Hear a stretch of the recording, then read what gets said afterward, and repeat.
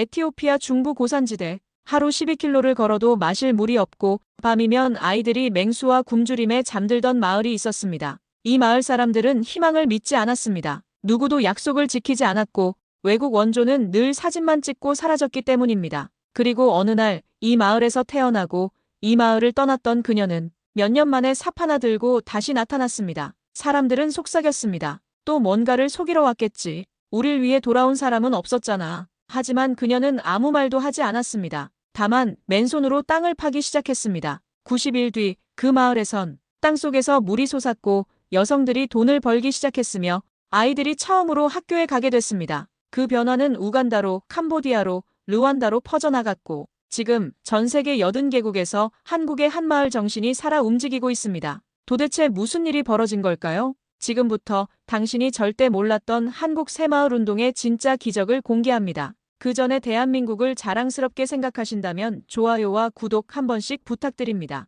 그럼 시작하겠습니다. 안녕하세요. 저는 엘레나 타프라고 합니다. 에티오피아에서 온 NGO 활동가죠. 그날까지만 해도 저는 제 할아버지가 얼마나 대단한 분이었는지 몰랐습니다. 집 다락방을 정리하다가 낡은 나무 상자를 발견했어요. 먼지를 털어내니 반짝이는 메달이 나왔습니다. 한국전 참전기장이었어요. 거기엔 태극기와 함께 낯선 한글이 새겨져 있었어요. 할머니에게 물어보니 그제야 알 수 있었습니다. 할아버지께서 1950년 머나먼 한국 땅에 가서 전쟁을 치렀다는 것을. 그때 저는 몰랐어요. 왜 에티오피아 군인이 한국에 갔는지, 왜 우리가 그번 나라를 도와야 했는지 말이죠. 할머니가 말씀하시더라고요. 할아버지는 강류부대 소속이었단다. 황제 직속 최정예 부대였지. 강류라는 말의 뜻이 놀라웠어요. 혼돈에서 질서를 확립하다 또는 적을 초전에 격파하다라는 의미였거든요. 6,000km나 떨어진 나라를 위해 목숨을 걸었던 거죠. 어느 날 우연히 유튜브에서 한국 다큐멘터리를 보게 됐습니다. 새마을운동이라는 제목의 영상이었죠. 1970년대 한국의 가난한 농촌이 어떻게 근대화됐는지 보여주는 내용이었어요. 그 순간 가슴이 뭉클해졌습니다. 우리 에티오피아와 너무 비슷한 모습이었거든요. 초가집에서 사는 농민들, 비포장 도로, 전기도 없는 마을들 말이죠. 영상 속 한국 농민들이 시멘트를 나르고 마을길을 넓히는 모습. 그들의 눈빛에서 희망을 읽을 수 있었어요. 하면 된다는 구호가 계속 울려 퍼지는 걸 들으면서 저도 모르게 눈물이 났습니다. 이게 바로 할아버지가 목숨 걸고 지키려 했던 나라구나 싶었죠. 1950년 한국도 우리만큼 가난했는데 어떻게 이렇게 발전할 수 있었을까 궁금해졌어요. 다큐멘터리에서 가장 인상 깊었던 장면은 박정희 대통령이 우리도 한번 잘 살아보세라고 말하는 부분이었어요. 그 간절함이 느껴졌거든요. 마치 우리 에티오피아 사람들의 마음과 똑같았어요. 가난에서 벗어나고 싶은 절실한 마음 말이죠. 그 후 며칠간 새마을운동에 대해 미친 듯이 찾아봤습니다. 놀라운 건 지금 그 한국이 우리를 돕고 있다는 거였어요. 물도 없고 집도 허름한 아프리카 마을들의 한국이 새마을운동을 전파하고 있다는 뉴스를 봤죠. 에티오피아, 우간다, 르완다, 탄자니아 등 많은 나라에서 새마을 시범마을을 만들고 있더라고요. 더 찾아보니 놀라운 사실을 알게 됐어요. 에티오피아가 한국전쟁에 참전한 이유가 있었던 거죠. 1935년 우리가 이탈리아의 침공을 받았을 때 국제사회에 도움을 요청했지만 아무도 손을 내밀어주지 않았거든요. 하일레 셀라시의 황제는 그 아픔을 기억하며 침략받는 나라가 있으면 다른 나라들이 도와야 한다고 말씀하셨다는 거예요. 바로 그때였어요. 새마을운동 국제협력 NGO에서 일할 기회가 생긴 거예요. 할아버지의 참전 기장을 보며 결심했습니다. 이제는 제가 그 고마운 마음을 갚을 차례라고 말이에요. 한국이 우리에게 이유 없이 도움을 줬던 것처럼 이제는 우리가 한국과 함께 다른 나라들을 도울 시간이라고요. 253전 253승 불패 신화를 만든 강류부대의 후손으로서 이제는 다른 방식으로 한국과 함께 싸우고 싶었어요. 가난이라는 적과 말이죠. 2015년 3월 드디어 인천공항에 첫 발을 디뎠습니다. 새마을운동 국제연수를 받기 위해 한국에 온 거였죠. 공항에서부터 느낀 건데 모든 게 너무 질서정연하더라고요. 사람들이 줄을 서는 것부터 교통신호를 지키는 것까지요. 무엇보다 놀라웠던 건 사람들의 표정이었어요. 바쁘면서도 여유가 있어 보였거든요. 첫 번째 연수지는 경북 구미의 새마을운동 테마공원이었습니다. 그곳에서 본 1970년대 한국의 모습은 충격 그 자체였어요. 초가집 사진들을 보면서 깨달았죠. 한국도 50년 전엔 우리와 똑같았다는 걸 말이에요. 아니, 어떤 면에서는 우리보다도 더 어려웠을지도 모르겠더라고요. 가이드가 설명해 주는데 귀를 의심했습니다. 1970년 한국의 1인당 국민소득이 254달러였다고 하더라고요. 그때 우리 에티오피아는 83달러였는데 그리 큰 차이가 나지 않았던 거죠. 그런데 어떻게 이렇게 달라질 수 있었을까요? 2015년 한국의 1인당 국민소득은 27,000달러가 넘었다고 하더라고요. 새마을운동 역사관에서 박정희 대통령의 연설 영상을 봤습니다. 우리도 한번 잘 살아보세라는 구호가 메아리쳤어요. 그 순간 눈물이 왈칵 쏟아졌습니다. 똑같은 마음이었거든요. 가난에서 벗어나고 싶은 간절함이요. 그 영상 속 농민들의 눈빛이 지금 우리 에티오피아 농민들과 너무 똑같아 보였어요.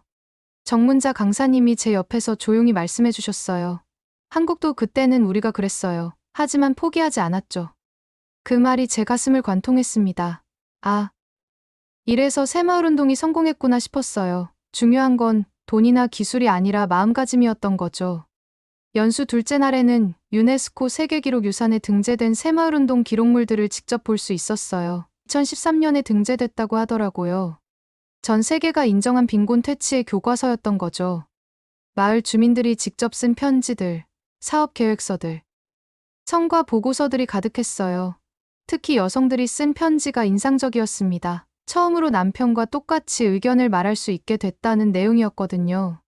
가장 인상 깊었던 건 새벽 5시 기상 이야기였습니다. 새마을 지도자들이 마을 사람들보다 먼저 일어나서 하루를 준비했다는 거예요. 지도자는 아침을 먼저 여는 사람이라는 말이 가슴에 박혔죠. 새마을운동의 3대 정신인 근면, 자조, 협동이 단순한 구호가 아니라 실제 생활 속에서 실천됐던 거더라고요. 새마을 지도자 연수원을 방문했을 때는 더욱 놀랐어요. 1972년부터 지금까지 70만 명이 넘는 사람들이 교육을 받았다는 거였죠. 외국인만 해도 130여 개국에서 온 사람들이었어요. 연수원 벽에 걸린 각국 국기들을 보면서 가슴이 벅찼습니다. 정말 전 세계가 한국의 새마을운동을 배우러 오고 있구나 싶었어요. 연수 마지막 날 정문자 강사님이 이런 말씀을 하셨어요. 새마을운동의 진짜 힘은 정책이 아니라 마음에서 나온 거예요. 주민들이 할 수 있다고 믿었기 때문에 기적이 일어난 거죠. 바로 그거였어요. 제가 찾던 답이 기술이나 자금보다 중요한 건 사람의 의지와 믿음이었던 거죠. 그날 밤 일기에 이렇게 썼어요. 한국은 우리에게 물고기가 아니라 물고기 잡는 법을 가르쳐주고 있다. 한국 연수를 마치고 고향으로 돌아온 후 바로 프로젝트를 시작했습니다. 아디스아바바에서 남쪽으로 200km 떨어진 샤샤멘의 마을이었어요. 인구 2,000명 정도의 작은 농촌 마을이었죠. 대부분이 오로모족이었고 테프 농사를 지으며 살고 있었어요. 첫인상은 정말 1970년대 한국과 비슷했습니다. 첫 만남에서 마을 이장에게 새마을운동에 대해 설명했습니다. 우리가 스스로 마을을 바꿔보자고 했더니 반응이 시큰둥하더라고요. 또 외국인이 와서 돈 주고 가는 거 아니냐는 식이었죠. 그동안 수많은 NGO들이 와서 약속만 하고 떠났던 경험이 있었거든요. 마을 사람들의 불신이 이해됐어요. 하지만 저는 포기하지 않았어요. 한국에서 배운 게 있었거든요. 새마을운동의 3대 정신 자조, 협동, 근면을 차근차근 설명했습니다. 정부나 외국이 해주는 게 아니라 우리가 직접 하는 거예요라고 말했죠. 그리고 한국의 사례를 보여줬어요. 시멘트 336포로 시작해서 마을 전체가 바뀐 이야기를요. 가장 시급한 문제는 식수였어요. 마을 사람들이 5km 떨어진 강에서 물을 길어와야 했거든요. 특히 여성들이 하루 종일 물을 길러 다녔죠. 아이들은 학교에 가지 못하고 어머니를 따라 물을 길러 다녔어요. 저는 제안했습니다. 마을 중앙에 공동 우물을 파보자고요. 처음엔 다들 의심스러워했어요. 돈은 누가 내는데, 실패하면 누가 책임지는데. 이런 반응이었죠. 하지만 저는 한국에서 본 영상을 보여줬습니다. 1970년대 한국 농민들이 삽을 들고 마을길을 넓히는 모습을요. 한국 사람들도 처음엔 반신반의했지만 직접 해보니까 됐어요 라고 설명했죠. 한국의 차등 지원 방식도 적용했어요. 우선 우물을 성공적으로 파면 다음 단계로 마을회관 건립을 지원하겠다고 약속했습니다. 경쟁 심리와 성취감을 동시에 자극하는 방법이었죠. 한국에서 배운 새마을운동의 핵심 전략이었어요. 서서히 마음이 움직이기 시작했어요. 마을의 젊은 여성 아세나 씨가 가장 먼저 나섰습니다. 저도 해보고 싶어요. 우리 아이들이 물 걱정 없이 살았으면 좋겠어요. 라고 하더라고요. 그녀의 용기가 다른 사람들에게도 전염됐어요. 한 명, 두 명씩 참여하기 시작했죠. 그렇게 시작된 공동 우물 파기 프로젝트, 한국의 새마을운동처럼 남녀노소 할 것 없이 모두 참여했어요. 삽질하고 흙 나르고 자갈 골라내고 3개월간 매일 새벽부터 저녁까지 일했죠. 힘들 때마다 하면 된다는 한국어를 외쳤어요. 제가 가르쳐 준 거였거든요. 그러던 어느 날, 우물에서 맑은 물이 솟아나던 그 순간을 잊을 수가 없어요. 마을 사람들이 환호하며 서로 껴안았습니다. 아이들이 처음으로 깨끗한 물을 벌컥벌컥 마시는 모습을 보면서 저도 울었어요. 이게 바로 새마을운동의 마법이구나 싶었죠. 그 다음은 공동 작업장이었어요. 여성들이 함께 모여서 전통 옷감을 짜고 곡물을 가공하는 공간을 만들었죠. 혼자서는 불가능했던 일들이 함께 하니까 가능해졌어요. 처음으로 여성들에게 현금 수입이 생겼습니다. 아세나 씨는 한 달에 $50를 벌게 됐어요. 마을에서는 큰 돈이었죠. 무엇보다 자신감이 생긴 게 가장 큰 변화였어요. 프로젝트가 어느 정도 자리를 잡아갈 때쯤 첫 번째 위기가 찾아왔습니다. 정부에서 공무원이 파견돼 와서는 테프 농사를 그만두고 수출용 꽃 재배를 하라고 지시한 거예요. 수익성이 훨씬 높다는 이유였죠. 네덜란드 시장에 수출하면 테프보다 10배는 더 벌 수 있다고 하더라고요. 하지만 마을 사람들은 강하게 반발했어요. 테프는 에티오피아의 전통 곡물이거든요. 인제라라는 전통 음식의 주재료이기도 하고요. 우리 조상 대대로 키워온 작물을 왜 포기해야 하느냐며 화를 내더라고요. 특히 나이 많은 어르신들이 격렬하게 반대했습니다. 꽃을 먹고 살 수는 없지 않느냐고 하시면서요. 그 순간 저는 한국에서 들었던 정문자 강사님의 말이 떠올랐어요. 정책은 논리로 만들지만 공동체는 감성으로 이끈다는 말씀이요. 아, 제가 실수를 하고 있었구나 싶었죠. 위에서 일방적으로 정하는 방식은 새마을운동의 정신과 맞지 않았어요. 한국도 새마을운동 초기에 비슷한 시행착오가 있었다고 했어요. 위에서 일방적으로 정하는 것보다 주민들이 원하는 방향으로 가야 한다는 걸 깨달았다고 하더라고요. 1970년대 초 일부 지역에서 정부가 강제로 추진한 사업들이 실패한 경험이 있었다는 거였죠. 저는 공무원을 설득했습니다. 주민들의 마음을 얻지 못하면 아무리 좋은 정책도 실패할 수밖에 없다고 말했죠. 대신 테프 농사의 생산성을 높이는 방향으로 가자고 제안했어요.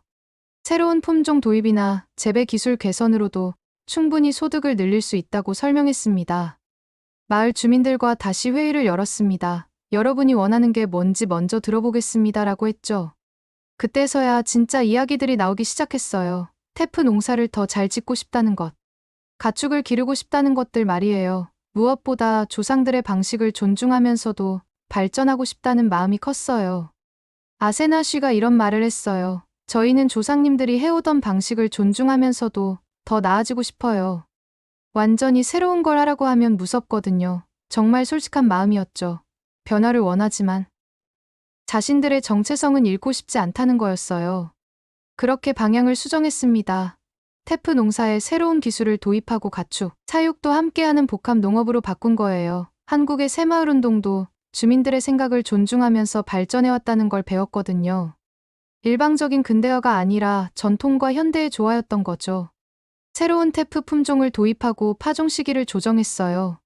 그리고 닭과 염소 사육도 병행했습니다. 닭은 달걀로 꾸준한 수입을 얻을 수 있고 염소는 우유와 고기를 제공할 수 있었거든요. 무엇보다 이런 방식은 위험을 분산시킬 수 있었어요. 결과는 대성공이었어요. 테프 수확량이 30% 늘었고 염소와 닭 사육으로 추가 수입까지 생겼죠. 무엇보다 주민들이 스스로 선택했다는 자부심이 생겼어요. 외부의 강요가 아니라 자신들의 결정이었으니까요. 그날 마을 회의에서 이장이 한 말이 기억나요. 이제야 진짜 새마을운동이 뭔지 알겠다. 우리가 주인공이구나. 우간다 북부 굴루 지역의 마을 지도자 카고를 처음 만난 건 2016년 한국 연수에서였어요. 키가 크고 눈빛이 매서운 40대 남성이었는데 새마을운동에 대한 열정이 대단했죠. 첫 만남에서부터 한국어로 안녕하세요라고 인사하더라고요. 발음이 서툴렀지만 정성이 느껴졌어요. 카고는 이미 4번째 한국 연수였다고 하더라고요. 2010년부터 시작해서 거의 매년 한국에 와서 새마을 교육을 받았다는 거예요. 한국에 올 때마다 새로운 걸 배운다며 눈을 반짝였죠. 그의 공책은 온통 한글과 그림으로 가득했어요. 배운 내용을 하나도 놓치지 않으려는 의지가 보였습니다. 카고의 이야기는 정말 감동적이었어요. 처음 새마을 운동을 시작할 때 마을에 돼지 2마리만 있었다고 하더라고요. 이 2마리로 뭘 할 수 있겠나 싶었는데 한국의 새마을 정신을 떠올렸다는 거예요. 한국도 시멘트 336포로 시작해서 기적을 만들지 않았느냐고 스스로를 격려했다는 거죠. 근면 자조협동이죠. 작은 것부터 시작하자고 마음먹었어요. 카고가 말했습니다. 돼지 2마리를 정성껏 키워서 새끼를 낳게 하고 그걸 팔아서 번 돈으로 또 다른 사업을 시작했다고 하더라고요. 첫 해에는 돼지 6마리가 됐고 그 다음 해에는 20마리로 늘었다는 거예요. 돼지 사육으로 번 돈으로 다음엔 닭 사육을 시작했다고 해요. 그리고 마을 사람들에게 기술을 가르쳐 줬죠. 혼자 잘 되는 건 새마을 운동이 아니에요. 마을 전체가 잘 돼야 해요라고 말하더라고요. 한국에서 배운 협동 정신을 실천하고 있었던 거죠. 3년째부터는 정말 놀라운 변화가 일어났어요. 마을 사람들이 자발적으로 새마을 운동에 참여하기 시작한 거예요. 돼지와 닭 사육 기술을 배우고 싶어 하는 사람들이 줄을 섰다고 해요. 카고는 매주 토요일마다 새마을 교육을 했다고 하더라고요. 5년이 지난 지금 그 마을은 완전히 달라져 있었어요. 돼지 사육장, 닭 사육장. 그리고 마을 중앙에는 번듯한 초등학교까지 생겼죠. 바로 그 돼지 2마리에서 시작된 기적이었어요. 학교 건립 자금도 모두 마을에서 자체 조달했다고 하더라고요. 아이들에게는 새마을 운동을 교과서로 가르치고 있다고 했어요.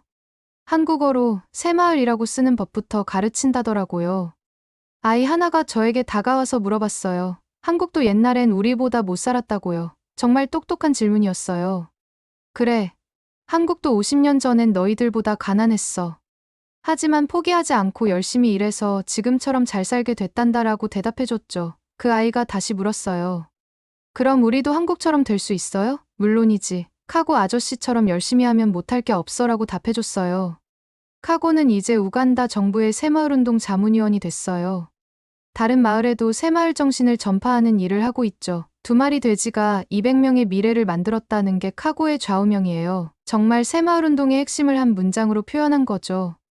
마을을 떠나면서 카고가 한 말이 지금도 기억에 남아요. 한국 사람들은 우리에게 물고기를 주지 않고 물고기 잡는 법을 가르쳐줬어요. 그래서 우리가 스스로 살아갈 수 있게 됐죠. 이게 바로 새마을운동과 다른 원조의 차이점이었어요. 2017년 서울에서 열린 새마을운동 글로벌 리더십 회의에 참석했습니다. 29개국 장관급 인사들이 모인 역사적인 자리였어요. 회의 주제가 인상적이었죠. 원조에서 협력으로 였거든요. 이제는 일방적으로 받는 관계가 아니라 서로 도우며 배우는 관계로 바뀌었다는 의미였어요. 한국 정부 관계자가 발표를 시작했어요. 새마을운동은 도와주는 것이 아니라 함께 가는 것입니다. 그 말이 정말 와닿았어요. 기존의 원조와는 완전히 다른 철학이었거든요. 돈을 주고 끝나는 게 아니라 지속적으로 함께 성장해 나간다는 개념이었죠. 탄자니아 장관이 사례 발표를 했는데 깜짝 놀랐어요. 새마을운동을 도입한 마을의 소득이 5년 만에 4배나 늘었다는 거였죠. 한국의 새마을 정신이 우리 마을에 희망을 가져다 줬다고 하더라고요. 구체적인 수치까지 제시했는데 정말 놀라운 성과였어요. 미얀마 대표는 더 구체적인 이야기를 해줬어요. 새마을운동이 단순히 마을 개발에 그치지 않고 소액 대출 시스템으로까지 발전했다는 거예요. 주민들이 스스로 자금을 모으고 관리하는 시스템 말이죠. 한국의 새마을금고와 비슷한 형태로 발전한 거였어요. 세네갈에서 온 대표의 말이 특히 기억에 남아요. 새마을운동의 진짜 가치는 기술이나 자금이 아니라 마음가짐의 변화였다고 했어요. 할 수 있다는 자신감을 심어준 것이 가장 큰 선물이었다고 하더라고요. 이게 바로 새마을운동의 핵심이었죠. 정신적 변화를 통한 물질적 발전이요. 회의 중간에 한국의 새마을 세계화재단 이사장이 발표한 내용이 놀라웠어요. 이미 143개국, 5만 6천 명이 새마을 교육을 받았다는 거였죠. 유엔도 새마을운동을 빈곤퇴치 모델로 채택했다고 하더라고요. 유엔 세계식량계획과 아시아 태평양 경제사회위원회에서 공식 인정한 거였어요. 베트남의 신천 프로그램 사례가 정말 인상적이었어요. 한국의 새마을운동을 베트남 문화에 맞게 변형한 거였죠. 똑같이 복사하는 게 아니라 그 나라 실정에 맞게 적용한 거예요. 이게 바로 진짜 협력이구나 싶었어요. 일방적인 전수가 아니라 창조적 적용이었거든요. 르완다 대표가 마지막에 한 말이 가슴에 와닿았어요. 한국은 우리에게 빈곤 퇴치의 교과서가 아니라 교과서를 쓰는 방법을 가르쳐 줬다고 하더라고요. 스스로 답을 찾는 능력을 키워준 거죠. 이게 바로 지속 가능한 발전의 핵심이었어요. 인도네시아에서는 새마을 운동이 환경보호와 결합됐다고 했어요. 마을 개발을 하면서도 자연을 보호하는 방향으로 진행됐다는 거죠. 한국의 새마을 운동도 초기에는 환경 문제가 있었지만 지금은 친환경적으로 발전하고 있다고 설명해 줬어요. 회의가 끝나고 각국 대표들이 모여서 다짐했어요. 새마을 운동 글로벌 리그를 만들어서 서로의 경험을 공유하자고 했죠. 더 이상 한국에서 받기만 하는 게 아니라 우리끼리도 가르치고 배우자는 거였어요. 진정한 글로벌 네트워크가 형성되는 순간이었죠. 그날 밤 호텔에서 생각에 잠겼어요. 한국이 정말 대단한 일을 하고 있구나 싶었죠. 단순히 돈을 주는 게 아니라 스스로 일어설 수 있는 힘을 길러주고 있었거든요. 이게 바로 진정한 국제협력의 모습이구나 깨달았어요. 2018년 저는 에티오피아 새마을협력관으로 승진했습니다. 이제 세계 마을을 담당하게 됐죠. 책임이 막중했지만 한국에서 배운 게 있어서 자신이 있었어요. 무엇보다 할아버지의 정신을 이어받아 더 의미 있는 일을 하고 싶었거든요. 가장 먼저 한 일은 할아버지를 기리는 일이었어요. 한국전쟁에 참전했던 할아버지의 이야기를 마을 사람들에게 들려주면서 한국과 에티오피아의 특별한 인연을 설명했죠.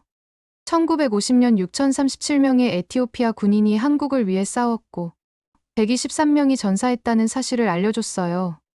마을 중앙에 작은 추모비를 세웠어요. 한국의 자유를 위해 목숨을 바친 에티오피아 용사들을 기린다는 문구를 새겨 넣었죠.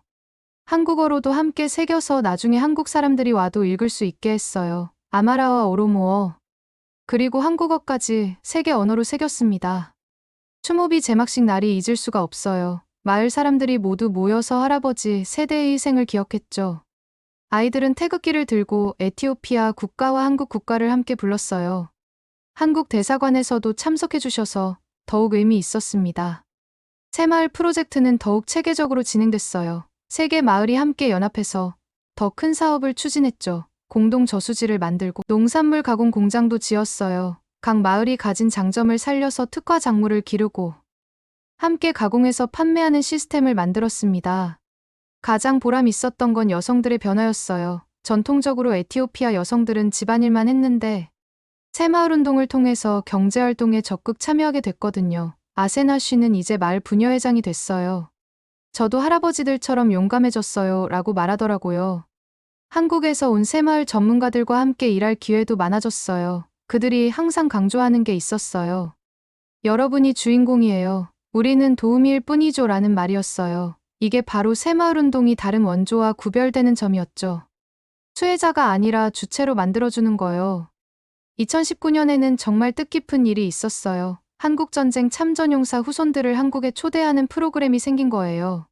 저도 할아버지 덕분에 참가할 수 있었죠. 한국 정부에서 항공료와 숙박비를 모두 지원해줬어요. 70년이 지났지만 은혜를 잊지 않는 한국의 마음에 감동했어요. 서울 현충원에서 할아버지를 생각하며 참배했습니다. 그때 옆에 있던 한국 할아버지가 제 손을 잡고 말씀하시더라고요. 고맙습니다. 당신 할아버지 덕분에 우리가 살았어요. 두 분 다 눈물을 흘리셨죠. 저도 따라서 울었어요. 이게 바로 진정한 우정이구나 싶었거든요. 그 여행에서 가장 인상 깊었던 건 에티오피아 참전 기념관이었어요. 춘천에 있는 작은 기념관이었는데 할아버지들의 이야기가 고스란히 보존되어 있었어요. 한국 사람들이 70년 전 에티오피아 군인들의 희생을 지금도 기억하고 있다는 게 놀라웠죠. 한국 아이들도 견학을 와서 에티오피아에 대해 배운다고 하더라고요. 2020년 코로나19가 전 세계를 강타했을 때 새마을 운동의 진가가 드러났어요. 각국의 새마을 마을들이 서로 도우며 위기를 극복해 나갔거든요. 이게 바로 진정한 글로벌 공동체구나 싶었죠. 어려울 때 서로 돕는 것이야말로 새마을 정신의 핵심이었어요. 온라인으로 열린 글로벌 새마을 회의에서 놀라운 소식들을 들었어요. 동티모르에서는 새마을 마을이 방역 모범 사례가 됐고 캄보디아에서는 마을 주민들이 자체적으로 마스크를 만들어 배포했다는 거였죠. 한국에서 배운 협동 정신이 코로나 극복에도 큰 힘이 됐던 거예요. 르완다의 보고가 특히 감동적이었어요. 새마을 운동으로 결속력이 강해진 마을들이 코로나 시기에도 서로 돌보며 한 명의 아사자도 내지 않았다는 거였어요. 고령자들을 위해 젊은이들이 대신 장을 봐주고 아이들을 위해 어른들이 온라인 수업을 도와줬다고 하더라고요. 인도네시아에서는 새마을 정신으로 온라인 교육 시스템을 구축했다고 했어요. 아이들이 집에서도 공부할 수 있게. 마을 차원에서 인터넷 환경을 만든 거죠. 한국의 디지털 새마을 운동을 배워서 적용한 사례였어요. 기술과 전통이 만난 새로운 형태의 새마을 운동이었죠. 2021년 새마을운동 51주년 기념식에서 발표된 통계가 놀라웠어요. 이제 전 세계 80여 개국에서 새마을운동이 진행되고 있다는 거였죠. 마을 단위로는 수천 개가 넘는다고 하더라고요. 참여한 주민만 해도 100만 명이 넘는다는 통계였어요. UN 지속가능 발전 목표와도 완벽하게 일치한다는 평가가 나왔어요. 빈곤 퇴치, 기아 해결, 성평등, 깨끗한 물과 위생, 지속 가능한 마을 만들기까지 모든 영역에서 성과를 내고 있다고 했죠. 새마을운동이 단순한 농촌 개발을 넘어서 인류의 미래를 위한 모델이 되고 있었어요. 가장 뿌듯한 건 이제 우리가 선생님 역할도 하게 됐다는 거예요. 다른 아프리카 국가에서 에티오피아로 새마을운동을 배우러 오거든요. 받은 것을 다시 나누는 선순환이 시작된 거죠. 소말리아, 수단, 남수단에서 온 사람들에게 우리 경험을 전해주고 있어요. 2022년 아프리카 새마을운동 지역회의를 제가 주최했어요. 케냐, 탄자니아, 우간다, 르완다, 세네갈에서 온 대표들과 함께 경험을 나눴죠. 이제는 아프리카끼리도 서로 가르치고 배우고 있어요. 한국이 씨앗을 뿌려준 새마을운동이 아프리카 전체로 퍼져나가고 있는 거죠. 마지막 회의에서 모든 참가자들이 손을 맞잡고 다짐했어요. 새마을운동은 끝난 운동이 아니라 지금 쓰고 있는 이야기다. 우리 모두가 이 이야기의 주인공이라고요. 1970년 한국에서 시작된 작은 움직임이 이제는 전 세계로 퍼져나가고 있는 거죠. 지금 이 순간에도 전 세계 어딘가에서 새마을 깃발이 펄럭이고 있어요. 가난한 마을의 아이들이 꿈을 키우고 있고, 여성들이 새로운 기회를 잡고 있고, 농민들이 더 나은 미래를 만들어가고 있죠. 할아버지, 이제 알겠어요. 왜 그 먼 한국 땅까지 가셨는지. 그때 심어주신 우정의 씨앗이 지금 이렇게 아름다운 꽃을 피우고 있어요. 그날의 은혜, 오늘의 희망이 바로 이런 거였구나 싶어요. 우리는 모두 연결되어 있고 함께 잘 사는 그날까지 손을 놓지 않을 거예요. 지금까지 저는 엘레나 타프였습니다. 오늘도 긴 시간 함께 해주셔서 진심으로 감사드립니다. 더 좋은 이야기로 다시 찾아뵐 수 있도록 마지막으로 1초밖에 걸리지 않는 구독과 좋아요, 알림 설정은 영상 제작에 큰 힘이 됩니다. 지금까지 감동의 수다였습니다. 오늘도 건강한 하루 보내세요. 감사합니다.